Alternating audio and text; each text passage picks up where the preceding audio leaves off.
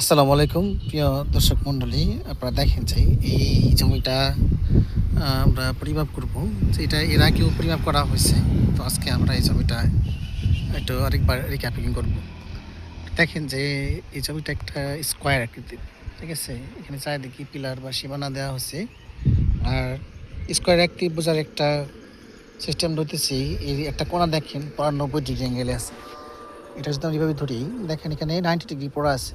তো এইরকম যদি স্কোয়ার আকৃতির জমি থাকে, তো সেটা পরিমাপ করার জন্য আপনি যে কোনো ধরনের সূত্র ব্যবহার করতে পারেন। যেমন এই হ্যারোসের সূত্র ব্যবহার করতে পারেন, গড় পদ্ধতি করতে পারেন, ব্রহ্মগুপ্তের সূত্র ব্যবহার করতে পারেন, গড় রুট বা বর্গ রুট সূত্র ব্যবহার করতে পারেন। তো বিভিন্ন ধরনের ওয়ে আছে, যে এখানে যদি আপনারা জমি পরিমাপ করেন, তাহলে এই ধরনের সূত্র দিয়ে এই আকৃতির জমি পরিমাপ করতে কোনো সমস্যাই হবে না, কারণ সবসময় একই ধরনের রেজাল্ট আসবে।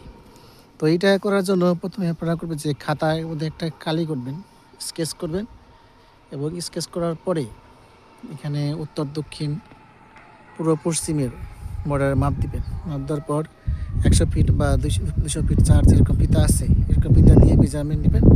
মেজারমেন্ট নিয়ে খুব সহজেই সূত্র দিয়ে এই ধরনের জমি কত শতক আছে বা কত কাঠা আছে তা বের করতে পারবেন, ঠিক আছে। তো এই জমিটি কীভাবে সরেজমিনে পরিমাপ করবেন সেটা আমরা একটা ফিতা দিয়ে আপনাদেরকে আগামী টিউটোরিয়ালে দেখাবো ইনশাল্লাহ। তখন ভালো থাকুন।